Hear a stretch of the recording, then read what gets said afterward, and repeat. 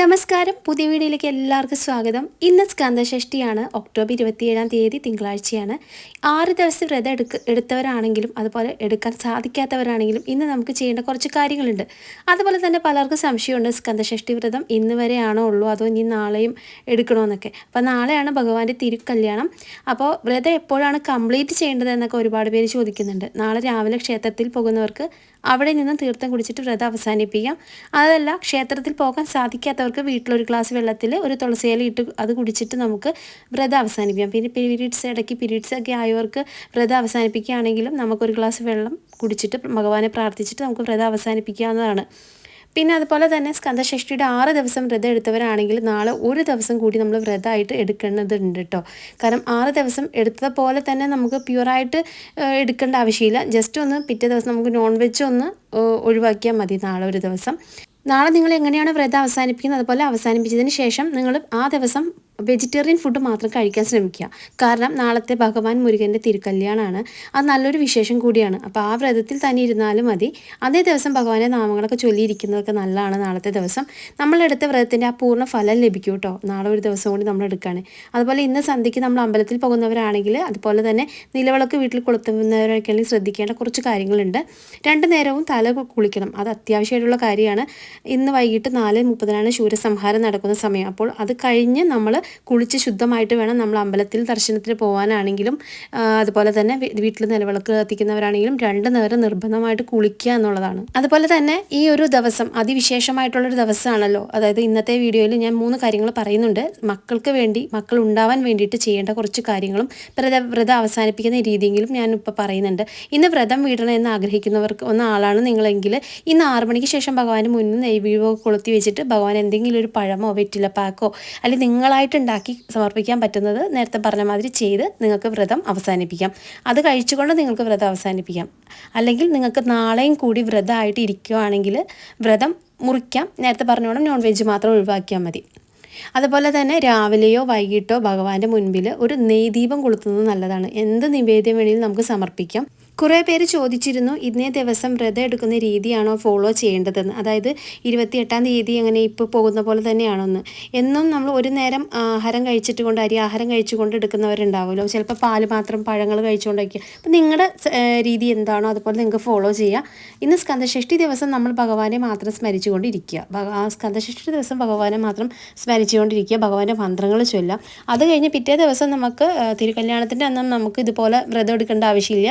നമ്മൾ പച്ചക്കറികൾ മാത്രം ഒഴിവാക്കി പക്ഷേ നമ്മൾ വേറെ ബ്രഹ്മചര്യമൊക്കെ അനുഷ്ഠിച്ച് അങ്ങനെയുള്ള കാര്യങ്ങളൊക്കെ ശ്രദ്ധിച്ച് ഇരിക്കുക. അത് അത്രയേറെ ശ്രേഷ്ഠമാണ് അന്നൊരു ദിവസം കൊണ്ട് നിങ്ങൾ വ്രതത്തിലിരിക്കുന്നത്. അതുപോലെ ഇന്നേ ദിവസം ഭഗവാന് വേണ്ടിയിട്ട് ഒരു 5 മിനിറ്റെങ്കിലും മൗനവ്രതം എടുക്കാം. മനസ്സിൽ ശരവണ ഭവ എന്ന് ചൊല്ലിക്കൊണ്ടിരിക്കുന്നത് നല്ലതാണ്. ഇന്നേ ദിവസം നിങ്ങൾ ചെയ്യേണ്ടത്. നാളെ രാവിലെ എഴുന്നേറ്റ് കുളിച്ച് നല്ല വസ്ത്രമൊക്കെ ധരിച്ച് പൂജാമുറിയിലൊക്കെ വിളക്കൊക്കെ കത്തിച്ച് കയ്യിൽ വള്ളി ദേവയാനി സമേതമായിട്ടുള്ള ഫോട്ടോ ഉണ്ടെങ്കിൽ അത് വെക്കുക. ഏറ്റവും നല്ലതാണ്. മുരുകദേവൻ്റെ ഫോട്ടോ ആയാലും ഉണ്ടെങ്കിൽ അതിലൊരു മാല ചാർത്തിയിട്ട് നിങ്ങൾ ഭഗവാനെ നല്ല രീതിയിൽ പ്രാർത്ഥിക്കുക. ഭഗവാന് പൂർണ്ണമായിട്ട് ഷഡ്കോണമോ അല്ലെങ്കിൽ വെറ്റില ദീപമോ അല്ലെങ്കിൽ ചിരാതിൽ 6 ചിരാത് കൊളുത്തി വെച്ചിട്ട് പ്രാർത്ഥിക്കുക. അതൊക്കെ ശ്രേഷ്ഠമാണ് കേട്ടോ. 6 വിളക്ക് കൊളുത്തി പ്രാർത്ഥിക്കുന്നത് നല്ലതാണ്. ആദ്യം നമ്മൾ വള്ളി ദേവയാനിയോട് പ്രാർത്ഥിക്കാം. അതിനുശേഷം മുരുക ഭഗവാനെ പ്രാർത്ഥിക്കാം. അമ്മേ വള്ളിദേവി ഞങ്ങളെ കാത്തുരക്ഷിക്കണേ എന്ന് നല്ലോണം പ്രാർത്ഥിക്കുക. നിങ്ങളുടെ ആഗ്രഹം അതിനുശേഷം പറ്റുന്ന മന്ത്രം ഭഗവാനോട് ചൊല്ലുക. 108 പ്രാവശ്യം ഭഗവാന് എന്തെങ്കിലും മന്ത്രം നിങ്ങൾ ഭഗവാൻ അറിയുന്ന എന്തെങ്കിലും നല്ല മന്ത്രങ്ങൾ ചൊല്ലുക. ഓം ശരവണഭവായ നമ, ഓം സ്കന്ദായ നമ, ഓം ഷൺമുഖായ നമ, ഓം ഗുഹായ നമ, ഓം സുബ്രഹ്മണ്യായ നമ എന്ന് 108 പ്രാവശ്യം ജപിക്കുന്നത് നല്ലതാണ്. ഇങ്ങനെ പ്രാർത്ഥിച്ചിട്ട് നമുക്ക് അടുത്ത സ്കന്ദഷഷ്ഠിക്ക് മുമ്പായിട്ട് ഞാൻ പ്രാർത്ഥിച്ച ആഗ്രഹം സാധിച്ചു തരണമെന്ന് ഭഗവാനോട് പ്രാർത്ഥിക്കാം. നിങ്ങൾക്ക് പറ്റുന്ന രീതിയിൽ നിങ്ങളുടെ കയ്യിൽ നിന്ന് ഉണ്ടാക്കുന്ന എന്തെങ്കിലും നിവേദ്യം സമർപ്പിച്ച് അത് കഴിച്ച് നിങ്ങൾക്ക് വ്രതം അവസാനിപ്പിക്കാം. അതുപോലെ തിരുക്കല്യാണ ദിവസം ഭഗവാന്റെ ക്ഷേത്രത്തിൽ അവിടെ ചെന്ന് നാമം ചൊല്ലുന്നതും അന്നേ ദിവസം വെളുത്ത പുഷ്പങ്ങളോ അത് വാങ്ങി ഭഗവാന് വെളുത്ത മാലയൊക്കെ സമർപ്പിക്കുന്നതൊക്കെ നല്ലതാണ്. പറ്റുമെങ്കിൽ അവിടെ ചെന്നിട്ട് നിങ്ങൾ ദീപം കൊളുത്താൻ സാധിക്കുമെങ്കിൽ ദീപം കൊളുത്തുക കേട്ടോ. അത് എത്ര ശ്രേഷ്ഠമാണ്. ചില ക്ഷേത്രങ്ങളിൽ തിരുക്കല്യാണ ദിവസം കുറേ ആചാരങ്ങളുണ്ട്. അപ്പോൾ അതെല്ലാം പങ്കെടുത്ത് ഭഗവാന് പറ്റുന്ന രീതിയിലുള്ള വഴിപാടുകളൊക്കെ ചെയ്യുന്നത് നല്ലതാണ്. ഇന്നും നാളെയും അതിശ്രേഷ്ഠമായിട്ടുള്ള ദിവസങ്ങളാണ്. ഈ ഒരു കാര്യം നിങ്ങൾക്ക് ചെയ്യാവുന്നതാണ് പറ്റുന്ന രീതിയിൽ. അമ്മമാർ മക്കൾക്ക് വേണ്ടി അല്ലെങ്കിൽ മക്കൾ ഉണ്ടാവാൻ വേണ്ടി എന്തെങ്കിലും ചെയ്യണമെന്ന് ആഗ്രഹിക്കുന്നുണ്ടെങ്കിൽ നിങ്ങൾക്ക് ഇന്നോ നാളെയോ നിങ്ങൾക്ക് ക്ഷേത്രത്തിൽ ചെല്ലുമ്പോൾ ഈ ഒരു വഴിപാട് ചെയ്യാവുന്നതാണ്. അമ്മമാർ മക്കൾക്ക് വേണ്ടിയിട്ടാണെങ്കിലും മക്കൾ ഉണ്ടാവാൻ വേണ്ടി ആഗ്രഹിക്കുന്ന ഒത്തിരി പേരുണ്ട്. ഉണ്ടാവുമല്ലോ, അവർ ചെയ്യേണ്ട ഒരു കാര്യമാണ് കേട്ടോ. നിങ്ങളൊരു പുതിയൊരു കുപ്പി തേൻ മേടിക്കുക, കയ്യിൽ പിടിച്ചുകൊണ്ട് ഭഗവാനെ മനസ്സിൽ നല്ല രീതിയിൽ ധ്യാനിച്ചിട്ട് സ്കന്ദായ കാർത്തികേയായ ഉമാപുത്രായ നമസ്തുതേ എന്നുള്ള ഈ ഒരു മന്ത്രം 108 പ്രാവശ്യം ചൊല്ലുക. ഈ ഒരു തേൻ നിങ്ങൾക്ക് മക്കൾക്ക് കൊടുക്കാം. ഇത് തീരുന്നവരെ നിങ്ങൾക്ക് കൊടുക്കാവുന്നതാണ്. അപ്പോൾ നിങ്ങളിത് ചൊല്ലി 108 പ്രാവശ്യം ചൊല്ലിയതിന് ശേഷമാണ് ഇത് മക്കൾക്ക് കൊടുക്കാൻ പാടുള്ളൂ. എല്ലാ ദിവസവും രാവിലെയും വൈകിട്ടും നിങ്ങൾക്ക് ഈ ഒരു തേൻ കൊടുക്കാവുന്നതാണ്. കുട്ടികൾ ഇത് കഴിക്കുന്ന സമയത്ത് പച്ചക്കറികൾ മാത്രമേ കഴിക്കാൻ പാടുള്ളൂ, നോൺ വെജ് കഴിക്കരുത്. പിന്നെ അതുപോലെ കുളിച്ച് ശുദ്ധമായിട്ട് വേണം ഈ ഒരു തേൻ കുടിക്കാനായിട്ട്.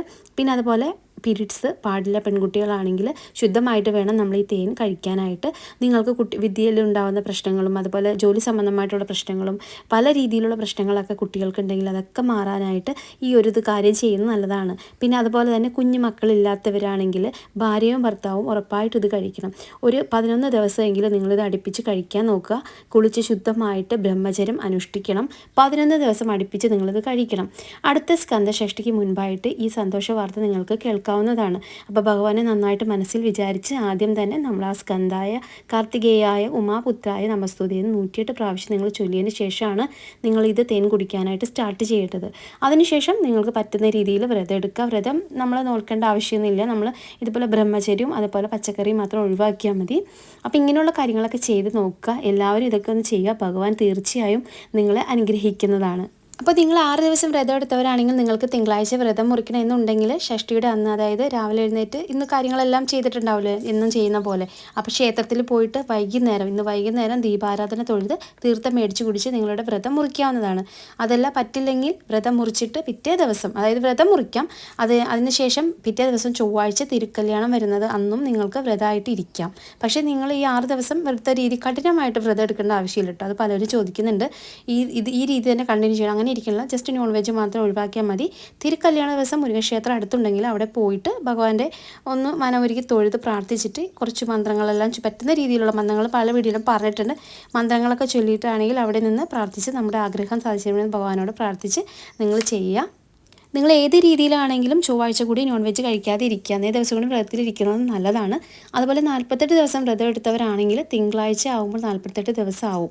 അപ്പോൾ അത് നിങ്ങൾക്ക് ക്ഷേത്രത്തിൽ നിന്ന് തീർത്ഥം കുടിച്ചിട്ട് വ്രതം അവസാനിപ്പിക്കാവുന്നതാണ്. പക്ഷേ പിറ്റേ ദിവസം തിരുക്കല്യാണത്തിൻ്റെയും കൂടി ഒന്ന് വ്രതം കൂടി എടുക്കുകയാണെങ്കിൽ അത്രയേറെ പുണ്യമാണ്. അപ്പോൾ ഭഗവാൻ സമർപ്പിക്കുന്ന നിവേദ്യങ്ങൾ ഭഗവാന് നിങ്ങൾക്ക് വെറ്റില, പാക്ക്, തേന്, ഫ്രൂട്ട്സ് എന്ന് പറയുമ്പോൾ ഏത്തപ്പഴവും അതുപോലെ തന്നെ മാമ്പഴമൊക്കെ ഭഗവാൻ ഇഷ്ടമാണ്. പഞ്ചാമൃതം സമർപ്പിക്കുന്നത് നല്ലതാണ്.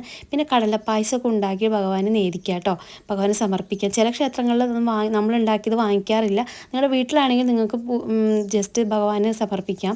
അങ്ങനെ ഭഗവാന് എന്തൊക്കെയാണോ പറ്റുന്ന രീതിയിൽ വഴിപാട് നിങ്ങൾക്ക് ചെയ്യാൻ പറ്റുന്നത്, അന്നേ ദിവസം അഭിഷേകം നടത്തുന്നതൊക്കെ നല്ലതാണ്. പറ്റുന്ന രീതിയിലുള്ള വഴിപാടുകളൊക്കെ ചെയ്യുക, ഭഗവാന്റെ നാമങ്ങൾ ഉരുവിടുക. എല്ലാവിധ അനുഗ്രഹങ്ങളും നിങ്ങൾക്ക് വരട്ടെ എന്ന് പ്രാർത്ഥിക്കുന്നു. ഭഗവാന്റെ അനുഗ്രഹം ലഭിക്കട്ടെ എന്ന് പ്രാർത്ഥിക്കുന്നു. അപ്പോൾ നമുക്ക് അടുത്ത വീഡിയോയിൽ കാണാം. അതുവരെയ്ക്കും നന്ദി, നമസ്കാരം.